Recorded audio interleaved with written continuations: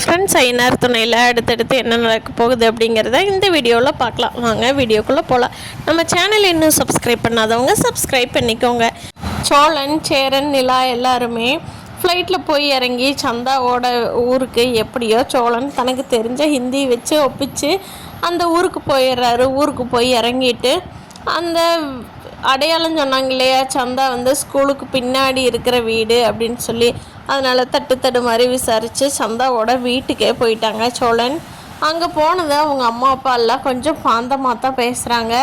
அங்கே அவனோட மாமனுக்கு உடம்பு சரியில்லாமல் போயிடுச்சு.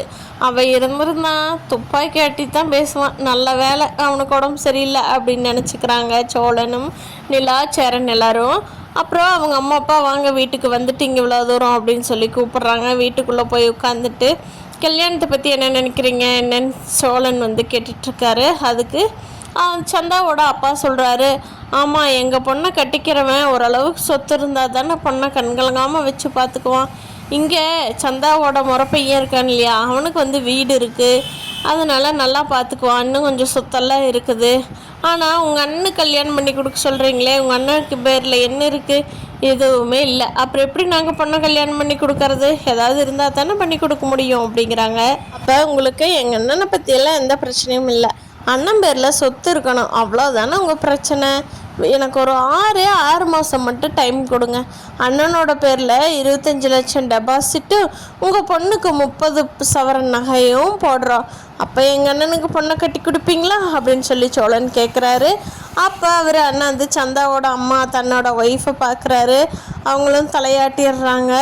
என்ன இருந்தாலும் எங்களுக்கு பொண்ணோட விருப்பம் முக்கியம்தான், அதனால தான் இவ்வளோ தூரம் நீங்கள் இறங்கி கேட்குறக்கு நான் சம்மதம் தெரிவிக்கிறேன். ஆனால் 6 மாதத்துக்குள்ளே அவன் கல்யாணம் பண்ணினாலும் பண்ணிடுவான்.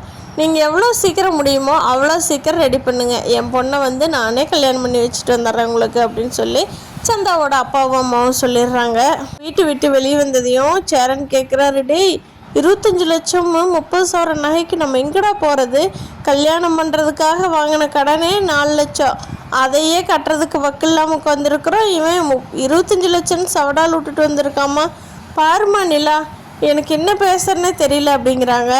நானும் சோழன் பேசுகிறப்பவே நினச்சேன்னே, 6 மாதத்தில் எப்படி 25 லட்சம் 30 சவரன் நகையை செய்ய முடியும்?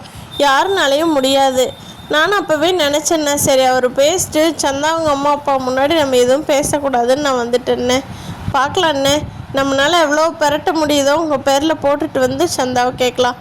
அவங்களுக்கு அது ஒன்று தானே தொந்தரவு, அதனால் பார்த்துக்கலாம் விடுங்க அப்படின்னு சொல்லி நிலா சமாதானப்படுத்துகிறாங்க.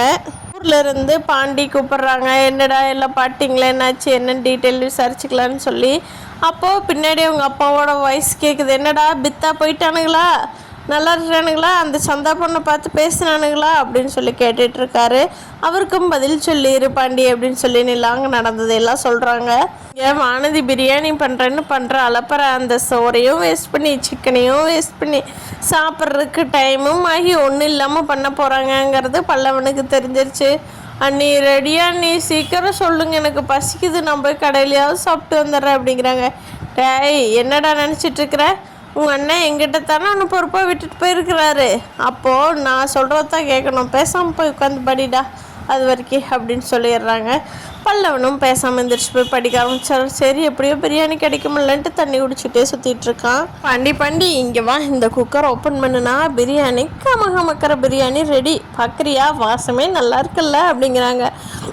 ஆமாம் வானதி, நல்லா தான் செஞ்சுருப்ப போல் அப்படின்னு சொல்லி பாத்திரத்தை நீக்கி பார்க்குறாங்க. பிரியாணி ரொம்ப குழஞ்சிருது. ஐயோ என்னடா பாண்டி கூல் ஆயிடுச்சு அப்படிங்கிறாங்க. தண்ணி அதிகமாக போயிடுச்சாட்டிருக்கு, எவ்வளோ ஊற்றுன அப்படின்னு கேட்குறப்போ அதிகமாக ஊற்றிட்டாங்க. என்னடி பண்ணி வச்சுருக்க, பேசாமல் இருடி, வாங்கிட்டு வந்து சாப்பிட்லான்னா கேட்டு தொலைறியா, இப்போ பாரு எல்லாரும் உன்னால் சும்மா இருக்கிறோம், இவ்வளோ நேரம் செஞ்ச வேலையும் வேஸ்ட் ஆகிடும்.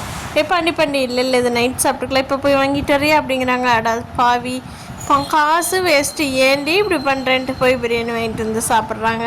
அப்படியோ ஒரு வழியாக சந்தாவோட பேரண்ட்ஸை பார்த்து கல்யாணம் இப்போதைக்கு வேண்டான்னு சொல்லி சோழன் சமாளித்து சேர்னு எல்லாரையும் கூட்டிகிட்டு வரக்குள்ள சோழனுக்கு ஆச்சு போச்சுன்னு போயிடுது. சீக்கிரமாக இவங்க பணத்தை சேர்த்தி சேரன் சந்தாவை கல்யாணத்தை இந்த குடும்பத்தில் இருக்கிறவங்களும் நடத்தி வைப்பாங்களா இல்லை வேறு யாராவது கல்யாணம் நடத்தி வைப்பாங்களா அப்படிங்கிறத வரப்போகிற நாட்களில் பார்க்கலாம். இந்த வீடியோ பிடிச்சிருந்தால் லைக் பண்ணிக்கோங்க. நீங்கள் என்ன நினைக்கிறீங்கன்னு கீழே கமெண்ட் பண்ணுங்கள். தேங்க்யூ.